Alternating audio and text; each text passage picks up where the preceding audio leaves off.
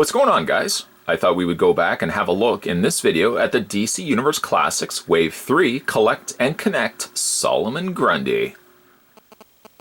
When I first had a look at this figure, it was back on January 14th, 2010. So over 7 years ago when we first had a look at this figure.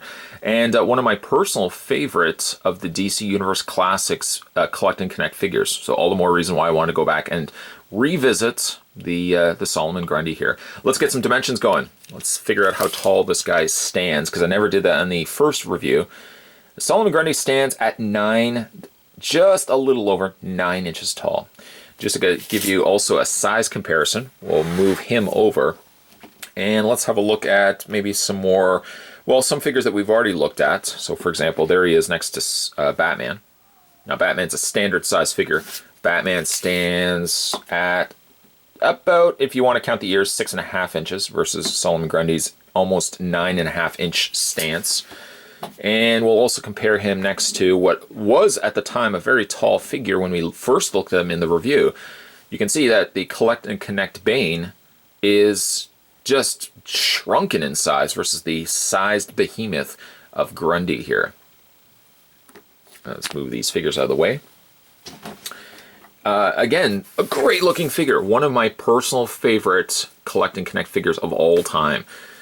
He also came at relatively early of the waves, coming of course from the Wave 3 line. And again, a really rewarding experience, I think, to get this guy fully built and put together. He's got the size, he's got the tattered looking outfit and clothing that one would expect to find with Solomon Grundy, and he's got one incredible looking head sculpt. Let's bring the camera up a little bit and have a look at his face. Now his face is very pale, as one would expect for Solomon to have. The wrinkles, I think, are a nice touch. Some would say maybe a little too stark. They're very, very, very stark, like very dark black lines, as opposed to more subtle transition of details. No, they go right to a very dark line. So he's got very dark lines underneath his chin, around his eye area, and also around on his forehead there too. Now, obviously, the comic characters here depicted in the DC Universe, I think, are a little bit more, they're not real world. So I think like lines such as that in Grundy's face, I think are very acceptable for the type of figures that we were getting from the Universe line. The hair is sculpted quite nicely too, incorporating some nice lighter grays and whites overlapping the darker gray coloring of his hair here. Initially, though, the figure doesn't have as much posability, but if you work away the head, I've noticed that you can actually get the head. And I think in the initial review, I couldn't get the head completely up. Over the course of time now, the head does sit up quite nicely. Although, again, for Solomon, I feel like I would want to bring his head down and kind of display him more with the brow being like the predominant thing that's you're seeing on the figure. Like, the eyes are a great looking touch, very vacant and dead. But I like the fact of having the head really low down. That to me really, really reads as Solomon Grundy. Coloring on him is very, very muted. There's not really a lot of bright colors. In fact, the only bright color that makes up the entire figure is that of his shirt. And his shirt is kind of this kind of greenish blue color, which actually shows through as well the rips of the jacket.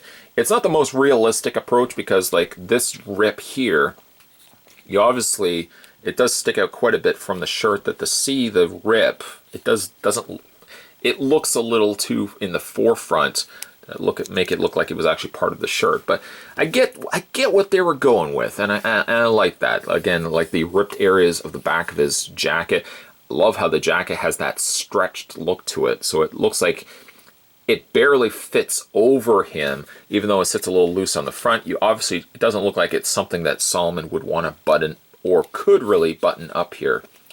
Now, for one strange reason or another, this particular wave, and actually some of the DC Universe figures as a whole, if you remember, had this weird dust buildup Like even getting the figure pieces out of boxes as I was doing the figure reviews and snapping them in place, some of the limbs were excessively dusty. That's not from me displaying them. That's from me getting them out of the packaging. They were already had dusty like residue all over the surface here. Over the course of just packing him away, I've been kind of just trying to clean out some of the little creased areas, trying to get some of that dust out. Just eventually we'll take like a wet cloth and just kind of wipe these areas over. Some of the dust is a little bit more, not as noticeable, like on this arm's not as bad as this arm right here. I also had it all over some of the areas of the leg where I had to like wipe it away. Detailing on the boots are quite nice, and I like that they painted in the laces, so that gives a little extra. I mean, he's got some good substantial sized feet. He's a very meaty looking character in his he's broad, he's beefy, he's very wide, which I think works quite well. Some of the details I also quite like are the little shredded areas of his sleeve, around the jacket area, and also around the lower legs, which as you can see, the pant legs don't quite fit to the bottom of his, actually where his feet are here. Like the veins also incorporated into his forearms, which is a nice touch. He doesn't have, and this wasn't a days when, you know, interchangeable hands, gripping hands versus, you know, fist hands sort of thing. Those weren't something that you would see a lot back then. Back then you would only have closed fists, and that's basically what Grundy was had to work with. But I like that, you know, like little details such as the darker shading in the interior of his palms, the nails. Oof. I mean, I would hate to want to go and I would never get my nails done at a place like a professional place, but I can't imagine Grundy would want to be stepping in. I think everybody would basically be closing shop early if you went in looking for a manicure. Some nice wrinkling there also in his fingers. Like, you can get some pretty good poses out of him. Despite the fact that he is a big figure, you can still get some fairly decent articulation coming from this guy. In fact, let's run through that right now. His head rotates just on a ball joint. And initially, again, I couldn't get that head to sit completely up, but it does actually fit. You just have to kind of get it over the collar area of the jacket. The shoulders hinge out. This one arm, for some reason, every time I move it out, it doesn't seem to want to permanently click in place. So sometimes when I move the arm, this one socket, the arm just falls right out of it. You get a full rotation in the arms. He has a swivel, and there we go, a swivel in the bicep area. Just snap it. I like how these things came together, but some of the sockets, these arms don't always stay in place for these figures. He has a hinge, just a single hinge in the elbow, a rotation in the hands, or more so about the mid forearm area. He has rotation going on there. He has an upper torso crunch. It's a little difficult to get in there, but he does have one. Swivel in the waist, forward and back motion on the legs, a split on the thighs. He has a swivel about the mid-thigh area. We can rotate the legs. Hinge there in the knee, and a hinge in the foot. Nothing going on here in the boot. And he's also got a little bit of an ankle pivot there as well. Got some peg holes on the undersides of his feet. Not that he really can make use of any sort of display stand for this guy because his stance is so wide, as well as he's got these big giant feet to work with as well. By far, he is probably one of my favorites, if not my favorite. He would make my top 3 easily of my favorite collect and connect figures or build-a-figures in general. Like, there's a lot of stuff going on that does well here on Grundy. I love the paint application, like the little mud areas that they've caked onto his jacket, on the sleeves. Sculpt is good. The head is awesome. Quite like the head sculpt there. He's a well-rounded, overall, very well-executed figure. Of the collect and connect figures that I had in my collection, I gave away a lot of them, or sold a lot of them, and kind of regret doing that. I had all these totes and totes and totes of DC Universe figures. I sold them. Some of them I do regret, others I'm not so devastated by passing on, but I'm so glad I kept Grundy. Bane was one I had to keep, Solomon Grundy was another one, Darkseid, another one I had to keep. Those are like kind of my favorites of the Universe Classics. This is basically like if you were to dissect the DC Universe line as what makes a good collect and connect figure. I think Bane is probably one of the better ones, but I think my favorite by far is probably Solomon Grundy, as how you make a good DC Universe Classics collect and connect figure. You could probably find this guy in the aftermarket. I don't know if there's many people that would honestly be selling collect and connect Solomon here, just because of how good this figure is. If you can find him, you probably will be paying a lot for him.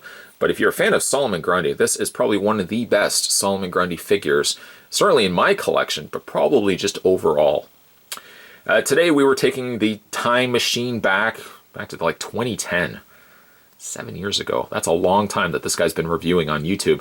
7 years ago, when I initially had a look at Solomon Grundy, it would have been cool if I had done this in January 2017, so it could actually have been a true anniversary. But nonetheless, I wanted to go back and have a look at some of my earlier collectibles and give them a fresh coat of paint, brand new backdrop, better lighting, better camera, shed some light on some collectibles that maybe people forgot about, missed their chance on getting. I don't know, any one of those things. If you guys like these little throwbacks, let me know down below. If there's other things you'd like me to go back and revisit in new videos, let me know as well. And for newcomers to this channel, hello, come on in, sit down. I've got ham sandwiches and fruit punch Kool-Aid. Budget's a little tight right now, but certainly welcome aboard. Hit that little subscribe button down below, and you won't miss future videos. Old and new, you won't miss future videos coming to this channel. As always, guys, thanks for watching as you always do. See you next time.